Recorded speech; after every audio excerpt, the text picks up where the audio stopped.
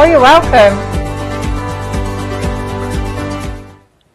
Welcome to Mental Health Matters. I'm Dr. Audrey Tang. And I'm Judith Crozier. And this is the show where we talk about all things mental health and well-being, but we do not use quick fixes or hot takes. It is expert-led conversation to keep you well and to keep you making healthy choices. Today's topic is staying safe online, and we do talk about this a lot, but we've looked at it in the sense of what a cybercrime can do to you, how it can make you feel, how you can stay safe with things like passwords. But I think we also need to look at particularly vulnerable groups. And this is the subject of today's conversation. You have young people, so they might click on a link and not think about who it is. But I know from my own experience, it was my parents staying safe online that was the biggest concern.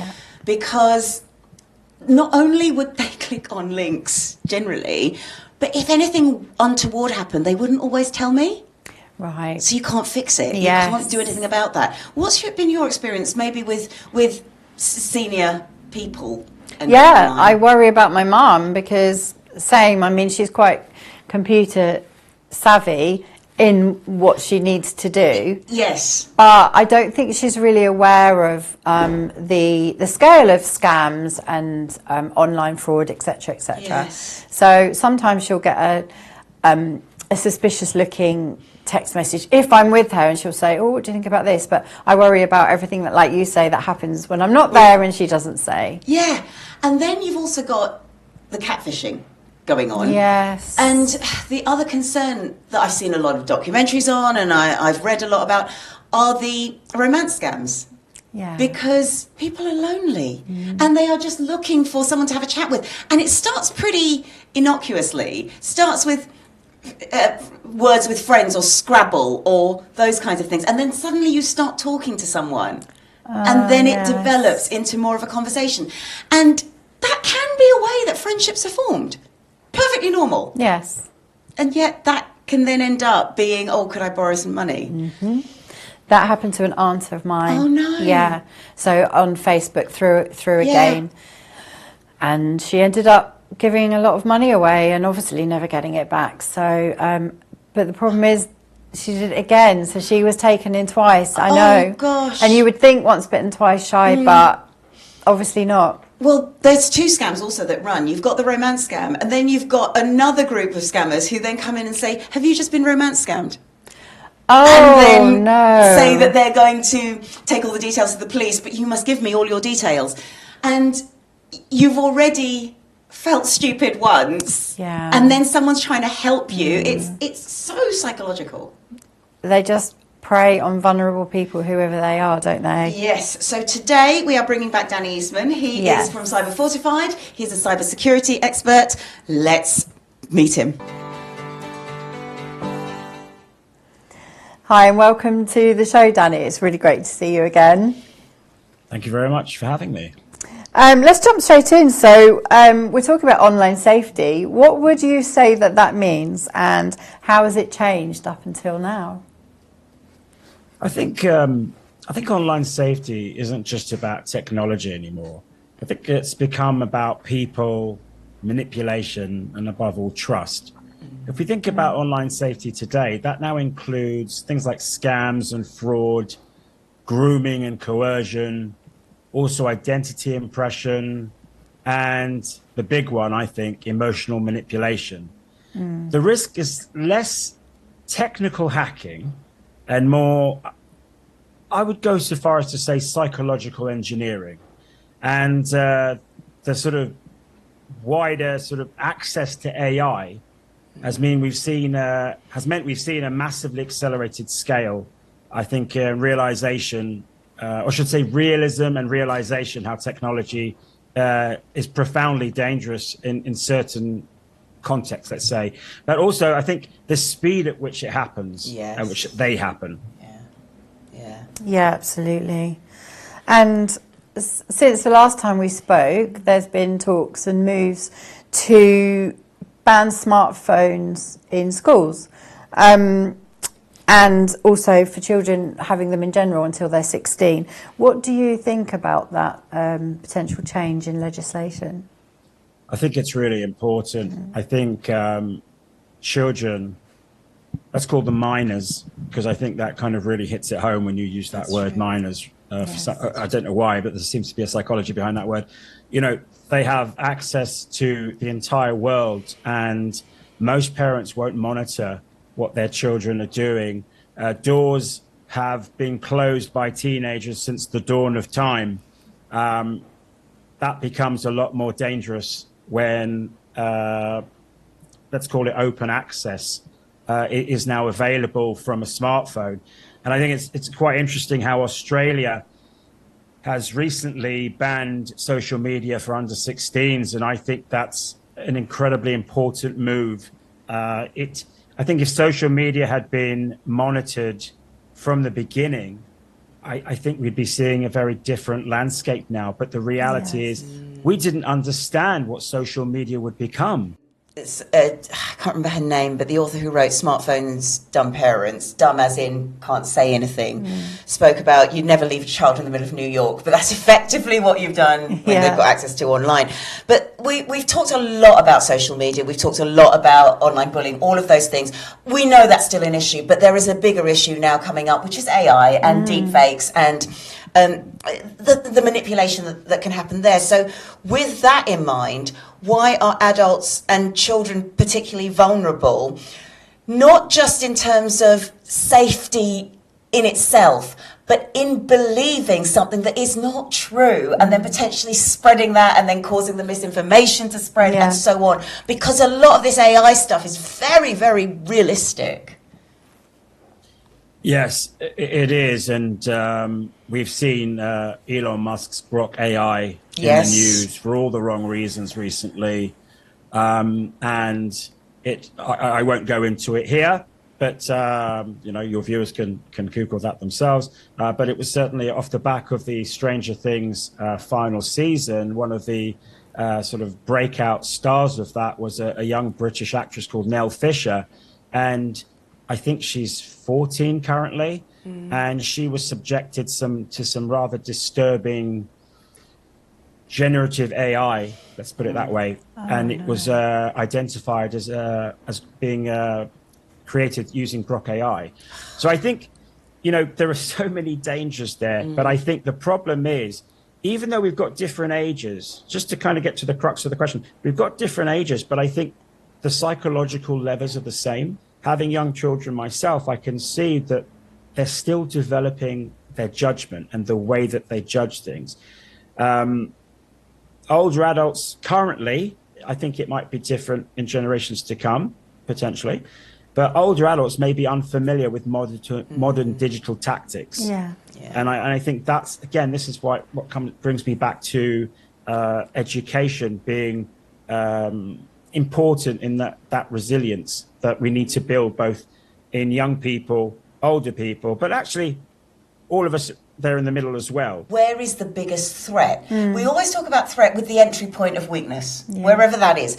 But I can see weaknesses in gaming platforms. You get talking to people. You think they're who they are. You've spent ages doing campaigns with them or whatever. You think you know them. So that's one area. Social media, another one, just a friend request pops up. Oh, I like your pictures. So it's attention. Messaging apps, again, that puts you into a private situation. Or then you've got the AI, which is a different type of threat, whereby you can use the generative AI, you can do all kinds of things with photographs that are already out there.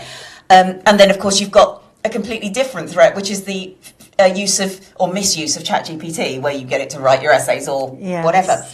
Which of those is the biggest problem in terms of the entry point, in terms of the gateway? Chat features, in-game purchases, risks of grooming. I think where the digital safety actors come in to stop young children from being able to access certain features on games, I think that's really crucial. Messaging services like Signal, Telegram, WhatsApp even, and the like, there are a few more out there. They're great for security, but of course it does also mean that people can masquerade as peers, masquerade as other, you know, children of roughly the same age, or even young adults of roughly the same age. And again, moving on to AI, We just spoke about it. We've spoken about it before. Deep fakes. Voice cloning is very easy. I believe I shared an article with you, actually, Audrey, which was about AI psychosis. And I think that's the next mental health epidemic. The phrase, I'm going to Google it, started to seep into society. Yeah. And I think similarly, we're going to get this, let me just check with ChatGPT. Yeah. Yes. We will. Yes, We will. It And will actually, happen. whilst you were talking, the other thing about messaging apps is that's where you get access to the dark web. Things like Telegram, all of that. Right. That's where people lurk. That's right. Because the messages aren't quite, they're more encrypted. It's a different kind of setup to your usual WhatsApps and so on. Danny, we are keeping you, and we will be back after a tip from Danny when he was on the show previously.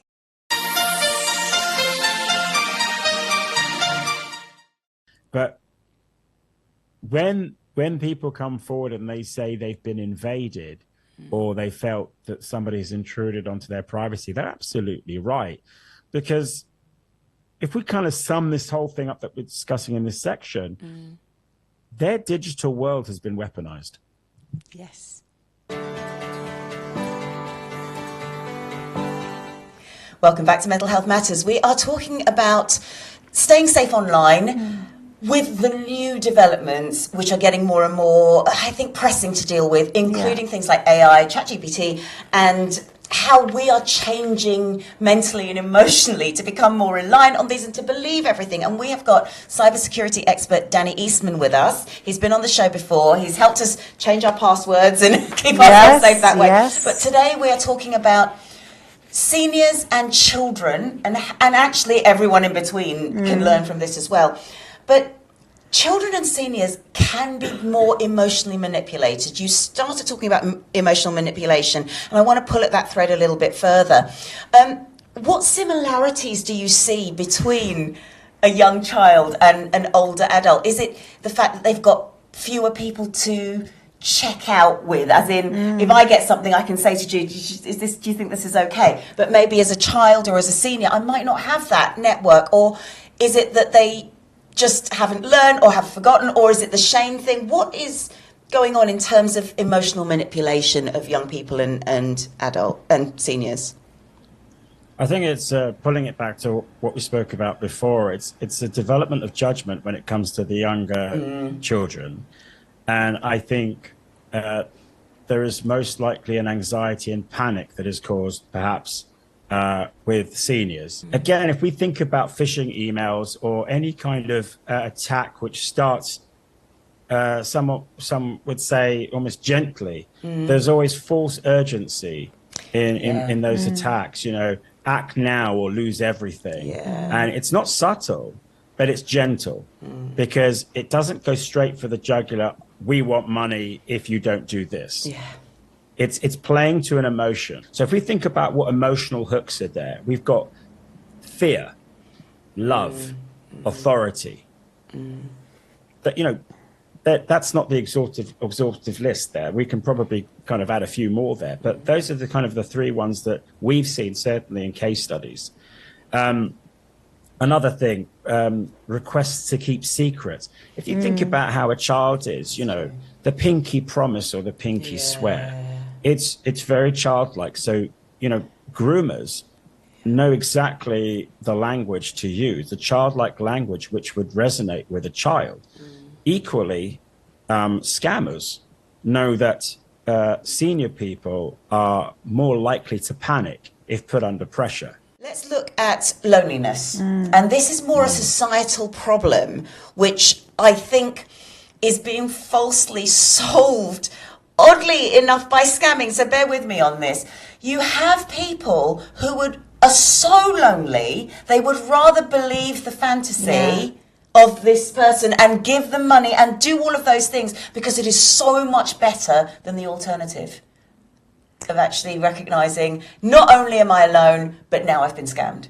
So I'm not even worth somebody genuinely paying attention to me. That's the problem. Are we creating the society like that? How can we maybe make some changes ourselves in society? Emotional validation. Yeah, and that's what You think ChatGPT about is the person doing. that's Yes, it lonely at is. home. Yes. Yes. This And so again, if we think, we always say about trust, it takes a long time to gain and a second to lose it. Well, over time, that trust that is built, even if it's a false trust, that replaces caution. Yes. And then the scam starts to feel like a relationship, not a crime. Yeah. And then Yeah. it's almost like Stockholm syndrome. The perpetrator's lowest of the low, really. So if a child or a senior citizen suspects they've been scammed or groomed or being scammed or groomed, what should they do immediately? And maybe more importantly, or as importantly, what shouldn't they do? Yes. The first obvious one is what you should do is stop engaging immediately. Yes. Yeah. If you have the opportunity to do so, take some screenshots, preserve messages, anything that can be used as evidence. It is important. Don't worry about whether it's useful or not, or whether, it will bring that scammer to justice or not. It's important to have it there, because that, even on its own, as a starter, is education. It's evidence of something that is actually out there, and you would be helping other people as a minimum, which is not a bad minimum. Tell someone you trust. So if it's a child, it might not be their parents. It might not even be their best friend or their siblings. So if that is all kind of big no's for a child, your teacher or a teacher in your school, because we all had that teacher that we all wished was our teacher, and they maybe just gave off the great energy and they had a great smile. Go to that teacher. If you can't go to anyone close to you, go to that teacher. That teacher will help you then report to the platform you're on and any relevant authorities. The function of school is not just to teach you how to do well in life. There are other functions within a school. So if you get past that, you'll actually find schools being incredibly supportive, and there'll never be judgment from anyone around you. Only, I'd like to think, compassion, love, and support. For whether it's children, seniors, or anyone of any age, really, change passwords if needed. If you think you've compromised your accounts, or you've shared something, or you think you've clicked on a link, change your passwords. So those are kind of the things that should be done. And, not just children or seniors, but anyone else. So again, stop engaging immediately, preserve evidence, tell someone you trust, report to the platform and relevant authorities. So we've spoken about people like, you can log a police report, you can speak to Action Fraud as well. Yeah. And if there's anywhere else you need to go, they are going to be the people that can signpost you even further if needs be. Now, what you shouldn't do. Firstly, it's really easy for me to say this. Do not panic. Do not panic. Do not delete everything straight away. There probably is that panic. Again, if you let panic set in, you think, if I delete everything, it's like it never happened. Yeah. That's very human, isn't it? But don't delete everything straight away. Again, what we spoke about before, preserving evidence can help as a minimum, which is still an amazing minimum, can help other people. Do not send more information or money if there is either whether they were trying to extort information from you or extort money from you. And the last one, which I think is really key, don't try to fix it on your own. That, like I said, there are mechanisms already in place. Certainly I can speak for this country, which will support you no matter what age you are. And so, especially as a child and especially as a senior, there are mechanisms. Do not try to fix it on your own. I won't say that necessarily you'll make it worse, but you're certainly not going to solve the problem. So if a child or anybody does confide in their family what's happened, how can a family respond calmly so that the person doesn't shut down or, doesn't want to share anything in the future if anything should happen again? Children in particular and seniors, but again, it kind of covers the whole range of ages, but in particular these two demographics. They feel that shame. They have the fear of being criticized, of being told off. And the things that families need to do is it's all about framing. So removing blame entirely. So try to think about what blame language would sound like to a child, or what blame language would sound like to a senior. We tend to overuse the word you. Yes. Now, if you're feeling vulnerable and someone is saying you, that's blame language, I think. And so avoid lectures or what might come across as interrogation. So children are already going to be giving themselves a hard time because, again, they're still developing judgment. Seniors, probably much the same.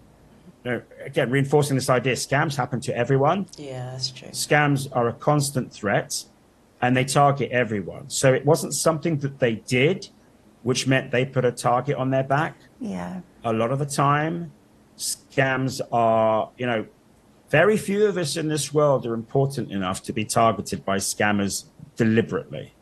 Even in its earliest sort of iteration, AI was being leveraged to create more sophisticated attacks. Well, as of today, that is now happening on a far wider scale. So is it going to happen again? Sadly, yes. It's likely to happen again and again and again. The difference is in that education, is in that support network, that safe space to allow it to not progress as far as it may have done the first time. I think that's absolutely true, because at least education takes away the fear. Yes. And if it's fear and then you're getting anger or being told off on top of that, it's even worse. So, Danny, we're keeping you, and we will be back after another clip from Danny's last appearance on the show.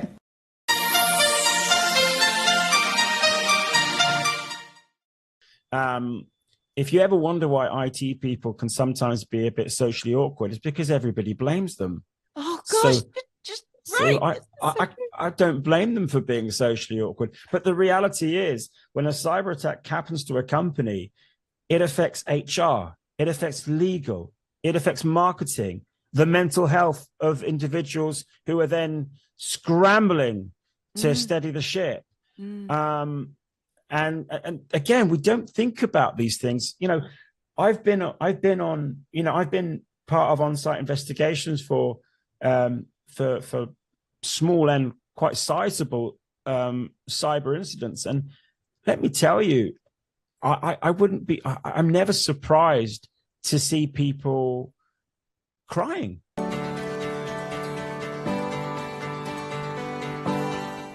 Welcome back to Mental Health Matters, where we're having a really interesting discussion with Danny Eastman about online safety for everyone, but particularly we're talking about young people and older people, seniors. So Danny's got some great advice and tips. So talking about children and older people, how can parents talk to children about online safety without scaring them or becoming over controlling? And equally, how can we talk to our parents about supporting them and not making them kind of feeling embarrassed or talking down to them and making them really resistant to talking to us about any worries they may have, I suppose. I mean, with children, it's about making it a conversation and not a warning. Children are really happy to discuss things. They're not, but they don't like, they won't sit still for a long time. But if you engage with them, then actually they'll start coming up with their own ideas. Then they'll start asking questions. Then suddenly you've got engagement and you've got buy-in from a child, and suddenly they don't feel bad about what's being spoken about. And I think that's the key difference. I think as parents, as a parent myself, the tendency is to kind of go sort of rushing in out of our own panic. With older adults,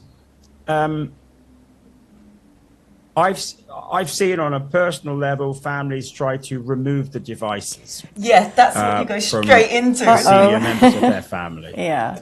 Right. And I would say you have to be very careful there because, you know, the way they're probably feeling is, well, hang on a minute, I raised you, or I'm older than you, I've been around longer. We don't want to knock their pride. That will really hurt them. That will really hurt them. And again, you know, I bet the phrase, you should know better, has come up in many a conversations where, you know, the adult children of parents who've kind of got themselves in a bit of a pickle have heard sort of phrases like that. I think we need to just avoid that patronizing language. And again, just offer support, not control. Because if you do that, again, you get the buy-in, you get engagement. There's no need for a shutdown. Yeah, that's a very good point. And what would you say the single most important message would be for children and older adults to remember about staying safe online? I say this all the time. Stop. Take a breath. Okay. Pause before you act. Urgency is the biggest red flag in any scam. The moment you see it, stop. Question that. Legitimate companies, legitimate advertising doesn't use urgency in the same way that scams do. The other thing is people don't like to sit in discomfort. Yeah. I'm going to say something crazy. Trust your discomfort. Trust your discomfort. Because at the end of the day, if we think about how, you know, you've got all these websites, how do we know you're human? Yeah. Yeah. Well, do the same. Yeah. Verify. Because verification will beat speed every time. Take a second, take a pause, verify. And that's it. I think that's a really good point, is to verify it. That's the word. If they're doing that to us, we should be able to do that to them as well. Yes. And I also think you make a very good point there, because I think some companies do use quite nasty language, and HMRC is one of them. Some of the language they use, we need to think about that. In the same way as when we talk about people staying safe online, well, maybe make offline nicer. Because if parents are not taking their children out and doing fun stuff with them, where else do you think they're going to go?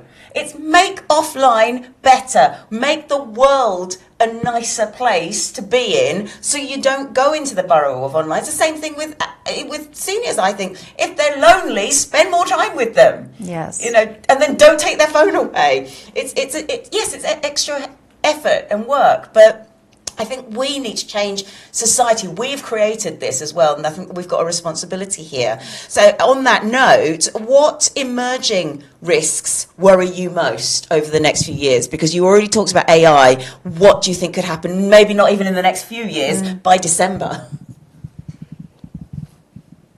Unfortunately, ladies, I'd go as far as to say it's already here. Yeah, good point. It's already here. AI-generated impersonation is huge right now. Yeah. We're seeing targeted attacks from high-profile individuals, whether you know who they are or not. Anyone high net worth, high profile, and that's in many walks of life, from Hollywood to sports. They, of course, have a target on their back, but if we think about a disgruntled worker, before we would worry about an insider threat simply being a leaking of data. Well, commercial AI is available to the masses. So what can a disgruntled worker do now? I think a disgruntled worker can do far more damage. So I think that is a risk that will emerge, that how that insider threat is changing will emerge over the next couple of years. Voice cloning of family members. I could take any recording right now and use any dodgy app I could find on any of the app stores and probably throw that in. Probably ChatGPT could probably do it, I would imagine. Yeah, that's frightening. And we're making a rod for our own backs. Yeah, definitely. And we've always had this problem, and that is the speed of the attacks outpacing awareness. Yes. Which is why even some level of education is really, really important.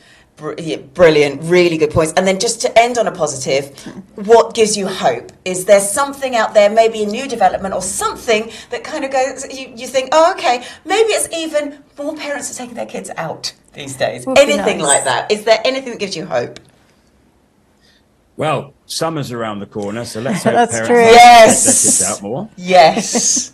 I think there's growing public awareness. More people have been hit by scams and more stories are being shared. I think that's really important, and that's encouraging better conversations in families. It's not the taboo subject it was even within the last 5 years. So I think that's really important.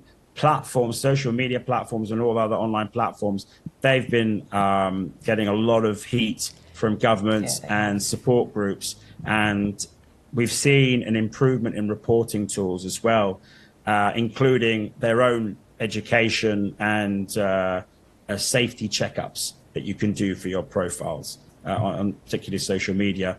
Education in schools is catching up, which is great. And as I've already mentioned, people are talking about this more openly now. For a mental health matter shows, we're talking about cyber. 5 years ago, would we have thought that in a mental health show we'd be talking about cybersecurity? Where is the connection? And yet there is a profound connection. Yes. And thank you, Danny. It's been a really great conversation, as always. Where can we learn more about you? Where can we find you? And so on. We can be found on our website, cyber-fortified.com, and you'll find our contact details there. As always, we're still there. We have been for a while. I know. We shall keep including it in our show notes. Brilliant. Thank you so much, Danny. It's been a real pleasure. We will head over to Test the Trend.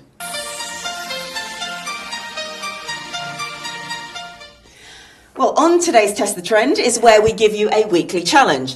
Now, I was going to talk about if you see a suspicious link, then pause and think about it and do all the things that Danny said, but he's already said that. So I'm going to challenge you to do something else instead, and that is get offline. Get offline. I love that. And I know it feels scary because so much of our life is online, but maybe leave your phone at home if you're going on a very short walk or something like that. I know that's a risky thing to say because I know if something happens, you want to have your phone on you. But I know I leave my phone at home when I walk the dog. It's a short 15-minute walk. And generally there's enough people there, so if anything were to happen, I would be able to get help or whatever. But that is when I absolutely don't have my phone, and I love it. Oh, wow. And the reason I say that is because I love it when I'm on a plane as well. Because no one can contact you. Even if I want to, I can't. So what are you going to do to get offline, Jude, this week? Do you know, as I was listening to Danny talking, and you as well, because you made a really good point about that, I'm just not going to go on Facebook and scroll because it's A, it's a waste of time, and B, it opens you up to all sorts of things. But C, it's just, how nice is it to look at the sky and not your phone? And I'm not somebody that spends hours on my phone. I don't. But I just think, why do I do it ever? And on that note, just something you won't know, but Jude has opened a cafe in our studio. And one of the things that I've come to realise, and it's silly, I know, because we do a TV show as well, but there's too much content and not enough connection out there. And in Jude's launch, it was so lovely to talk to people.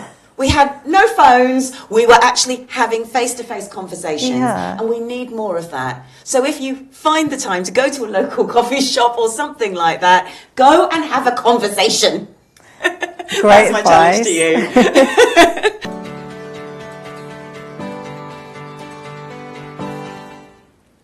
Well, we've reached the end of the show, and as always, Danny gives us a lot to think about. Yes. But I know whilst he was talking, one of the key things, and I know I would get on a bit of a soapbox about it, I think we've created this world. We have become so, whether it's selfish or egocentric, and I know when my dad was alive, I would take every Tuesday off, and then when his health deteriorated, I'd take Tuesday and Thursday off, or it might be Tuesday and Saturday off. I would take 2 days to go and see him and spend time with him, take him out for lunch and that sort of thing. And I genuinely think we've created the loneliness. We've created well, I'm too busy on my phone, so you go and busy yourself doing something else. And you can see when families do not do that, their kids are happy. Yes. And conversely, you can see when they do that. And I'm sure you, and I'm sure so many people must have seen children desperate for the attention of their parent who are on a phone or a tablet or something. And it's heartbreaking because all the child sees is the top of their parent's head. That's all they see. And actually, I've seen it in my dogs. I know that sounds weird. My dog, does Blue do that? Yesterday, I looked up from my phone and my dog was... Yes.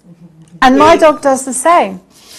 He absolutely hates the phone. Yeah. He hates it. Yeah. And if he wants to do something, which he generally wants to do something, and say I'm on my phone, I don't know, we're posting something or whatever, he absolutely hates it, and he has that exact expression. Yeah, he does. It is a look, and it was a definite judgmental. Yes. Yes. But if our dogs can do that, well, it was a book that I think it was Smartphones Dumb Parents. Actually, again, it was this book that what happens is when that child is looking at the parent looking at their phone, that child is now thinking, I want one of those. They're clearly so interesting that the person I love the most is very, very interested in this. And when I get one, yeah, that's what I'm going to do. Yes, exactly. So, whilst it's important to stay safe online, whilst it's important to be aware of messages, and Danny's point about verification, it reminded me of something else. I've literally seen this, filling in a death certificate. Oh. Is this for you or for someone else? I'd love it if you said for someone else. Yes, for me. It's for me. This death certificate is for me. What? The actual... That's verification for you. I mean, yeah, that's belt and braces, I think. That's what it's like. And if that's what robots can do to us, we need to be sitting there and saying, let's verify this. Yeah, absolutely. It actually reminds me of something that happened yesterday. Simon, my husband, he called out and he said, you've got to pay your Disney Plus subscription. Yeah. And I said, but I do pay it. It's direct debit every month. It's fine. He said, oh, no, Sky, who are TV things with, Sky have said, you haven't paid your Disney Plus. You have to pay it, otherwise it's cancelled. And I said, that's a scam. Yeah. And he hadn't even thought of that.